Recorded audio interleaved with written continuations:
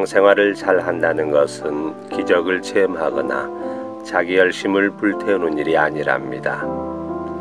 하느님께 신뢰를 두고 지금 나의 삶을 기쁘게 행복하게 참되게 굳세게 살아가는 것이랍니다. 하느님의 말씀을 듣고 하느님께 기도하는 일이 필요합니다. 하느님께서 얼마나 우리 가까이에서 우리를 사랑하시고 함께 하시는가를 깨닫게 된답니다.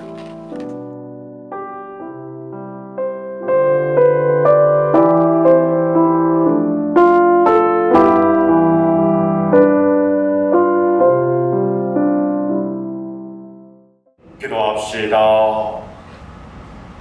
하느님, 바르고 진실한 마음 안에 머무르시겠다고 하셨으니 저에게 풍성한 은총을 내리시어 하느님의 마땅한 거처가 되게 하소서. 정과 성령과 함께 천주로서 영원히 살아계시며 다스리시는 성자 우리 주 예수 그리스도를 통하여 비나이다. 아멘. 말씀 전례가 시작됩니다. 집회서의 말씀입니다. 내가 원하기만 하면 계명을 지킬 수 있으니 충실하게 사는 것은 내 뜻에 달려있다. 그분께서 내 앞에 물과 불을 놓으셨으니 손을 뻗어 원하는 대로 선택하여라.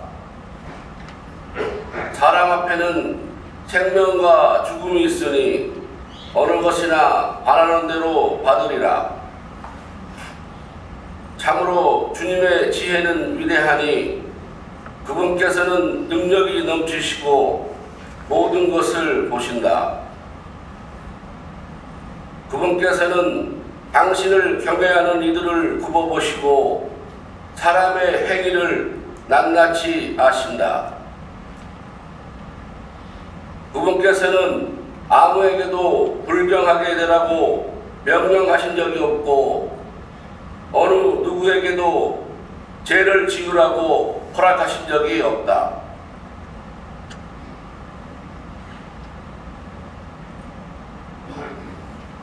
주님의 말씀입니다. 하느님 감사합니다.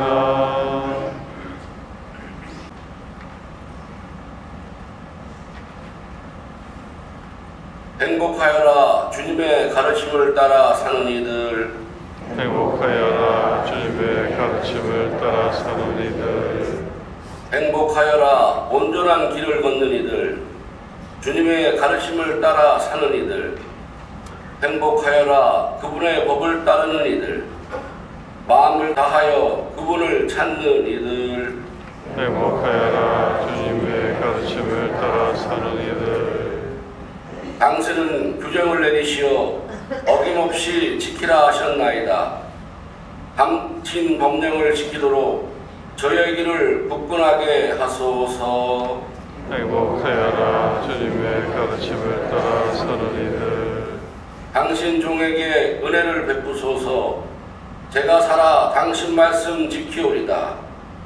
제 눈을 열어주소서. 당신의 놀라운 가르침 바라보리이다.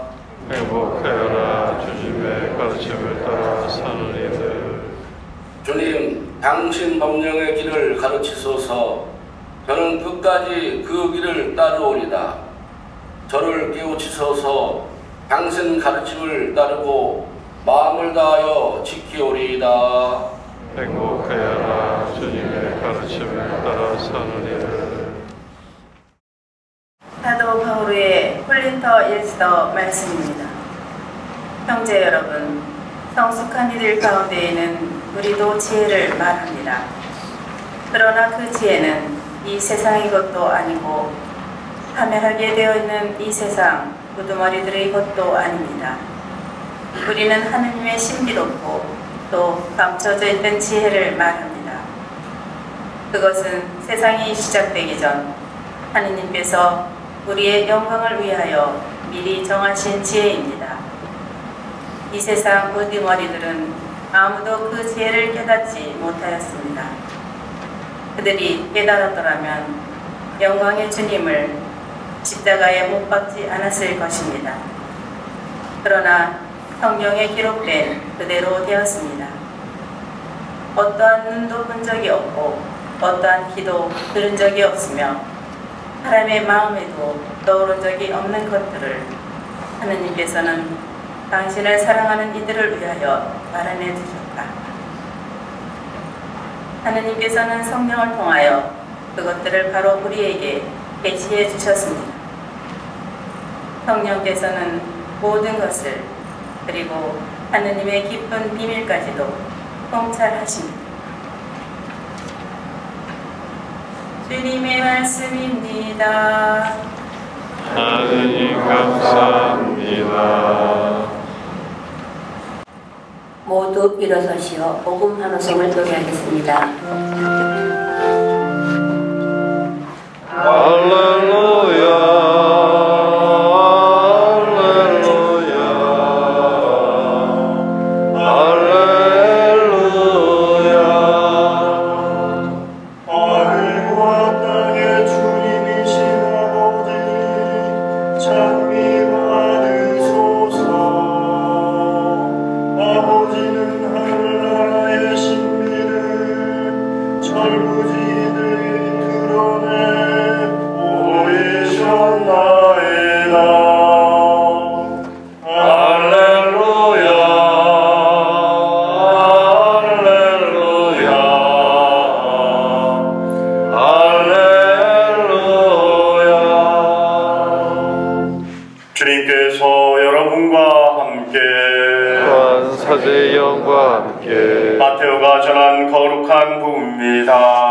주님 영광 받으소서.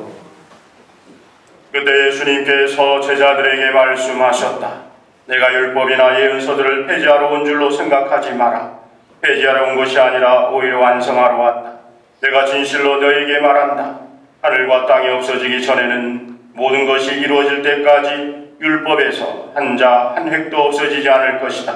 그러므로 이 계명들 가운데에서 가장 작은 것 하나라도 어기고 또 사람들을 그렇게 가르치는 자는 하늘나라에서 가장 작은 자라고 불릴 것이다. 그러나 스스로 지키고 또 그렇게 가르치는 이는 하늘나라에서 큰 사람이라고 불릴 것이다. 내가 너에게 말한다. 너희의 의로움이 율법학자들과 바리사이들의 의로움을 능가하지 않으면 결코 하늘나라에 들어가지 못할 것이다. 살인해서는 안 된다. 살인한 자는 재판에 넘겨진다고 옛 사람들에게 이르신 말씀을 너희는 들었다. 그러나 나는 너에게 말한다. 자기 형제에게 성을 내는 자는 누구나 재판에 넘겨질 것이다. 그리고 자기 형제에게 바보라고 하는 자는 최고 의회에 넘겨지고 멍청이라고 하는 자는 불붙는 지옥에 넘겨질 것이다. 그러므로 내가 제단의 예물을 바치려고 하다가 거기에서 형제가 너에게 원망을 품고 있는 것이 생각나거든 예물을 거기 제단 앞에 놓아두고 물러가 먼저 그 형제와 화해하여라. 그런 다음에 돌아와서 예물을 바쳐라. 너를 고소한 자와 함께 법정으로 가는 도중에 얼른 타협하여라. 그렇지 않으면 고소한 자가 너를 재판관에게 넘기고 재판관은 너를 형리에게 넘겨 내가 감옥에 갇힐 것이다. 내가 진실로 너에게 말한다. 내가 마지막 한 입까지 갚기 전에는 결코 거기에서 나오지 못할 것이다. 가늠해서는 안 된다고 이르신 말씀을 너희는 들었다. 그러나 나는 너에게 말한다. 음욕을 품고 여자를 바라보는 자는 누구나 이미 마음으로 그 여자와 가늠한 것이다. 내 오른눈이 너를 죄짓게 하거든 그것을 빼어 던져버려라. 온몸이 지옥에 던져지는 것보다 지체 하나를 잃는 것이 낫다. 또 내 오른손이 너를 죄짓게 하거든 그것을 잘라 던져버려라. 온몸이 지옥에 던져지는 것보다 지체 하나를 잃는 것이 낫다. 자기 아내를 버리는 자는 그 여자에게 이혼장을 써주어라 하신 말씀이 있다. 그러나 나는 너에게 말한다. 불륜을 저지르는 경우를 제외하고 아내를 버리는 자는 누구나 그 여자가 가늠하게 만드는 것이다. 또 버림받은 여자와 혼인하는 자도 가늠하는 것이다. 거짓 맹세를 해서는 안 된다. 내가 맹세한 대로 주님께 해드려라 하고 옛사람들에게 이르신 말씀을 너희는 또 들었다. 그러나 나는 너에게 말한다. 아예 맹세하지 마라. 하늘을 두고도 맹세하지 마라. 하느님의 옥자이기 때문이다. 땅을 두고도 맹세하지 마라. 그분의 발판이기 때문이다. 예루살렘을 두고도 맹세하지 마라. 위대하신 임금님의 도성이기 때문이다. 내 머리를 두고도 맹세하지 마라. 내가 머리카락 하나도 희거나 검게 할 수 없기 때문이다. 너희는 말할 때 이해할 것은 이해하고 아니오할 것은 아니오라고만 하여라. 그 이상의 것은 악에서 나오는 것이다. 주님의 말씀입니다. 나의 소리 참배합니다.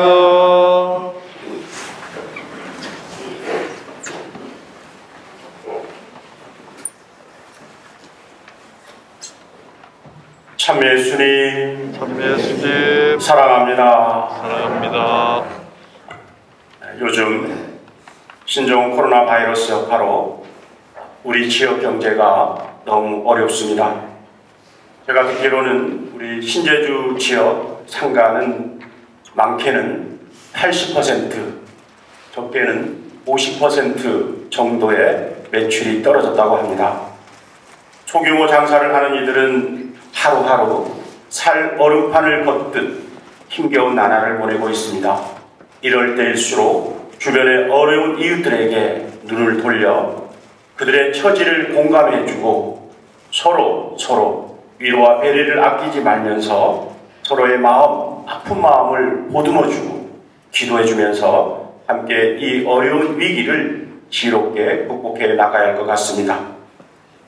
오늘 읽은 제1독서의 집회서에서 이런 말씀을 하십니다. 하느님께서는 당신을 경외하는 이들을 두어 보시고 그 사람의 행위를 낱낱이 헤아려 보신다. 경외하는 이들을 구워 보시고 그 사람들의 행위를 하나하나 낱낱이 헤아려 보신다고 강조합니다. 여기서 경외하다는 그 히브리어는 야레입니다. 야레는 무슨 뜻이냐면 주님을 두려워한다. 주님을 두려워한다는 뜻이에요. 그런데 이 두려움은 무서워서 피하고 도망치는 그런 부정적 의미가 아닙니다. 오히려 아주 특별한 존경심을 가지고 아주 적극적으로 다가서는 긍정적 의미의 두려움입니다. 이에 따라 주님을 두려워한다는 말은 달리 말하면 주님의 길을 따라 걷는다는 뜻입니다. 주님의 가르침과 말씀에 순종하며 살아가는 것을 말합니다. 그분의 뜻에 합당하고 의롭게 사는 거예요.